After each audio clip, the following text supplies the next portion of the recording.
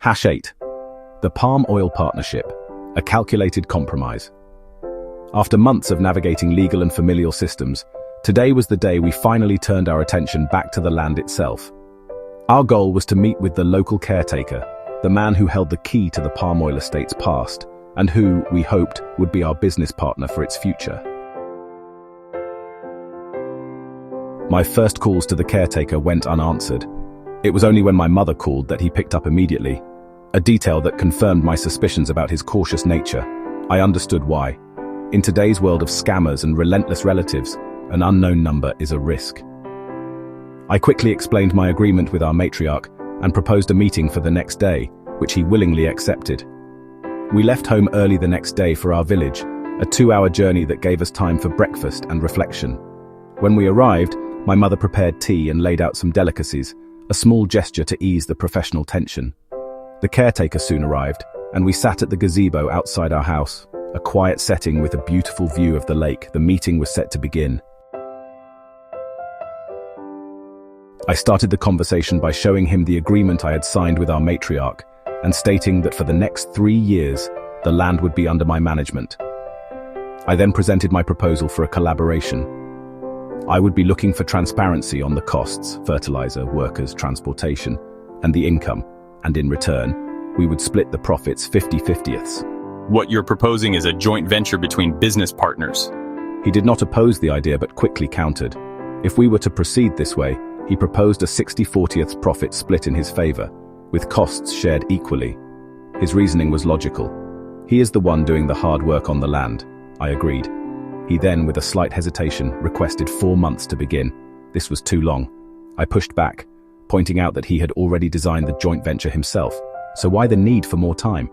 He reconsidered and agreed to a start date of October 1st, just a little over a month from now. He then said he was only doing this because I was a close relative to help the family.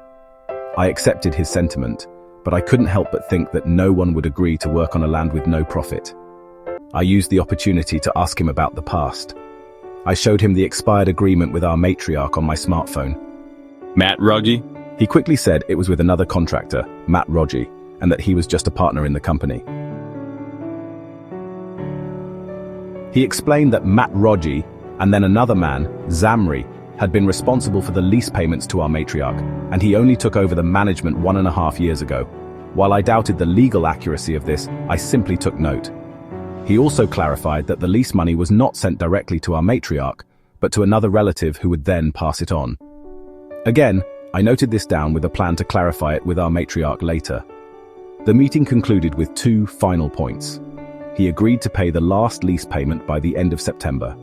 He also agreed to speak with Zamri to refund the land taxes that my mother had paid, as the old agreement stipulated that the caretaker was responsible for them. It was clear that my father and I had the upper hand from a legal point of view, but this caretaker had a decade of business network and palm oil knowledge. His proposed 60/40ths profit split was a 10% cut on my side, a very small cost to enter a world that was completely unknown to us. The man was cunning and knew his way, and I knew that to succeed, I would have to carefully manage our rapport and listen. This was a business negotiation, but it was also a mentorship in the guise of a partnership. Now we have more or less 1 month before the venture with the local caretaker starts. We intend to use this time to finalize the land surveying activities so that the land boundaries are clear. We will also use this time to prepare a draft contract with the local caretaker. What happens in a month after this? Join the Acre Revival project to find out.